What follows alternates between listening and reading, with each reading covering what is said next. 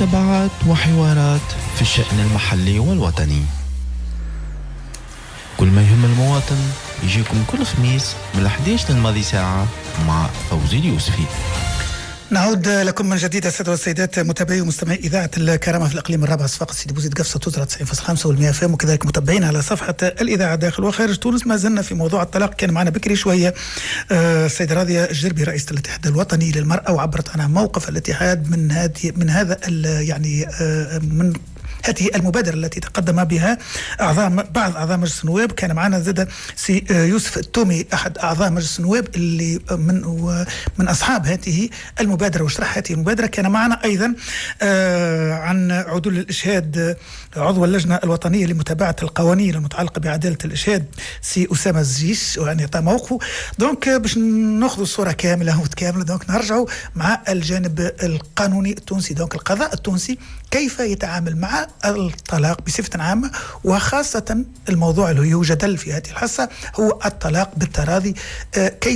ما هي مراحله في تونس، كيف يتقاضى، كيفاش تتم عملية الطلاق بالتراضي في المحكمة.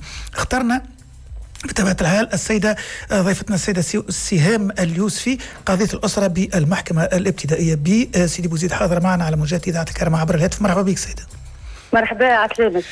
اهلا وسهلا رئيسة، يعطيك الصحة ونشكرك برشا. نعرفوا انه برشا خدمة وبرشا مشاكل في خاصة في مجال التقاضي في الامور هذه، وذاك علاش ما دفع بعض النواب بطبيعة الحال لاقتراح انه يكون الطلاق بالتراضي، يخرجوه من المحكمة باش يخفوا الضغط الكبير اللي على القضاة خاصة على المحاكم. دونك احنا مش باش نحكوا في المقترح صحيح غلط امورهم هذيك، احنا نحكوا من حيث القانون التونسي، حيث المجلة التونسية، كيف تتم عملية الطلاق في تونس؟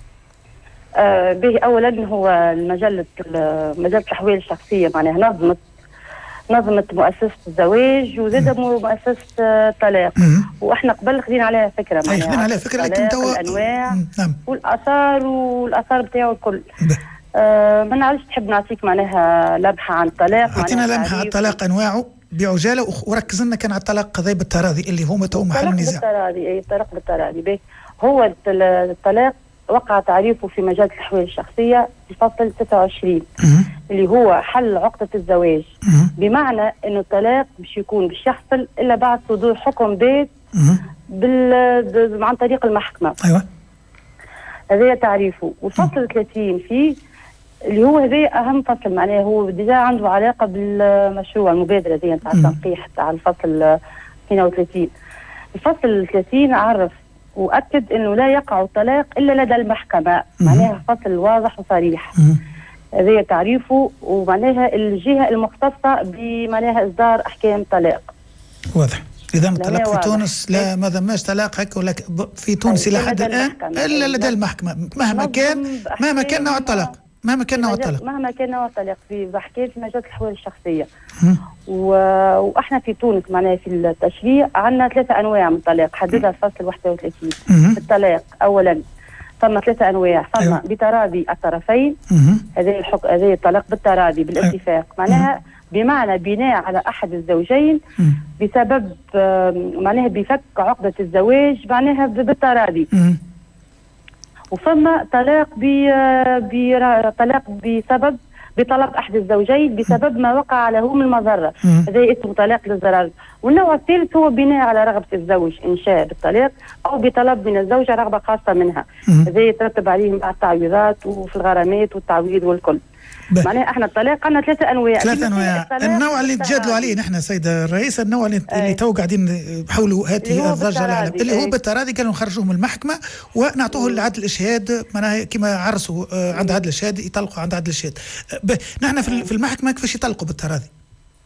يطلقوا بالتراضي في المحكمة بالطبيعة باش يقدموا قضية والكل لدى المحكمة بواسطة عدل تنفيذ.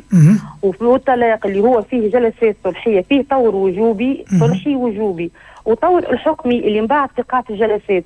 الطور الصلحي اللي هو طور وجوبي باش يكون معناها الصلح يقع الصلح عن طريق رئيس المحكمة أو من ينوبه، قاضي الأسرة أو ما ينوبه، قضاة المقررين يعديوا جلسات صلحية. عندنا لهنا استثناء هو يبدأ فما صغار ديما فما 3 جلسات صلحية، يبدأ مثلا من الصغار يكتفيوا بجلسه واحده صلحي وبعد تعدل القاعده الجلسات معناها التصور الحكمي. وفي الطلاق بالتراضي عملوا شويه هو اختصار انه مثلا نجموا نختصروا في الاجراءات على مستوى الجلسات الصلحيه، مثلا نعملوهم سنين، يبدو مثلا الاراده نتاعهم السنين مشيت معناها للطلاق بالتراضي متفاهمين على كل شيء. وفما زاده هو بين الجلسه الصلحيه والجلسه 30 يوم، خاطر عامل الوقت مهم ياسر انه الانسان ينجم، خاطر الانسان يبدل رايه احد الزوجين، يقع صلح، يقع تدخلات معناها وساطه من العائله والكل. بين الجلسه والجلسه 3 جلسات صلح 30 يوم.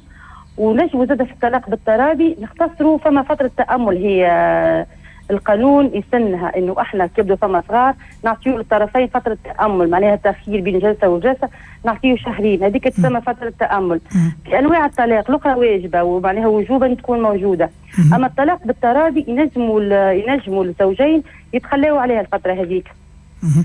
هو معناها خاطر هي بالتراضي باش يكون اتفاق بيناتهم. وانا باش نخزر دائما القانون التونسي في نخزر ونقارن ما بين المبررات اللي قدمها الطرفين، يعني الطرف الرافض والطرف اللي معاه. بالنسبه للطرف اللي معاه يقول ما كنتش اسمع انت نسمع البرنامج. انا نلخص فقط باش نقول لك. دونك الطرف اللي مقدم اللي هو مبادر بهذه المبادره يقول راهو طويله برشا مده الطلاق وضيع برشا وقت بالنسبه للي متفاهمين الزوز باش يطلقوا، وتقول ان المده هذه طويله وثم زاد ما يحبش يمشي للمحكمه، في حين ان الطرف الاخر يقول لا، راهو ساعات القاضي وقت اللي يبدو هما بالتراضي فعلا، لكن وقت اللي يدخلوا بهذا المحكمه القاضي او القاضيه تحس انه ثم واحد منهم مضغوط عليه ومعناها وهو يقول راني راضي، لكن في العمق يعني نتاعو انه مبطن. اي هذاك علاش يلزم الطرف الضعيف معناها لازم يكون محمي، كلك سواء كان الراجل ولا المراه، خاطر المراه تعبر على رغبتها تحت ضغط ان هي باش تطلق ولا تحت ضغط معين، والطلاق بالتراضي يكون بالاتفاق بيناتهم، اما ما يثبت هذا الاتفاق الا ما يتاكد لدى القاضي وامام القاضي اللي هو باش علاش خاطر القاضي ثم مرحله اللي هي اساسيه اللي هي مرحله الصلح. معناها احنا كان باش نعملوا الطلاق معناها بلا محكمه اللي هو داير يجي مخالف لقانون الاحوال الشخصيه، خاطر هي اولا هي مكسب معناها في اجراءات في عديد الاجراءات مكسب بالبلاد التونسيه مجال الاحوال الشخصيه. علاش معناها احنا الطلاق بالتراضي يكون عند قاضي، ثم احنا كأننا باش نحيو باش نحدوا من دور القاضي في اجراء الصلح. الصلح ما يكون كان امام قاضي الصلح اللي يبذل مجهود باش الاطراف هذوك معناها يوصلوا لدرجه معينه من الصلح وتنجم مثلا يطرح القضيه.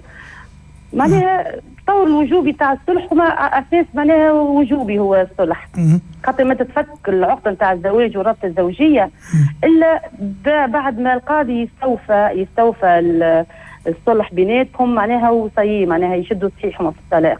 وقتها نتعداو معناها ياخذ بعض قراراته الفوريه المتعلقه بالحضانه والنفقه والسكن المحظون والحضانه والزياره والكل. خاطر هو الفصل 32 اللي عليه المشكله هو قبل تنقح على اساس انه لا يحكم الطلاق الا بعد ان يجري رئيس المحكمه او من ينوبه محاوله صلح بين الزوجين، ووقت يحجز عن الاصلاح بينهما وقتها هو تتعدل المرحله اللي نحن باش نحكمهم بالطلاق. حتى وان كان هم راضيين معناها، حتى وان كان هم الزوج راضيين معناها يجب ان تكون هناك محاولات للصلح حفاظا على الاسره وربما الصلح راهو وجوبي في اي نوع من الطلاق، وبالاخص حتى الطلاق بالتراضي يلزم الطرف الثاني المدعى عليه كلك سواء رجل ولا امراه يعبر ويصادق عن رغبته في ايقاع الطلاق ويوافق ويتفاهموا على كل شيء بما يخص نفس الصغار، السكنه، نفقه الزوجه. معناها يلزم هذه كله يعبروا قدام محكمه قدام هيئه باش احنا نجموا بعد نحكموا بالطلاق. معناها علاش خاطر هذه كلها باش ياثر على الاسره، معناها احنا ماذا بينا الاسره ما تفككش والكل. واضح رئيس، يعطيك الصحة، شكرا لك. إذا هذا تقريبا من خلال الحصة اليوم استطاع المستمع لنا والمشاهد بالطبع عبر صفحة الإذاعة أنه يعرف الموضوع هذا اللي تطرح يعني من وجهة نظر.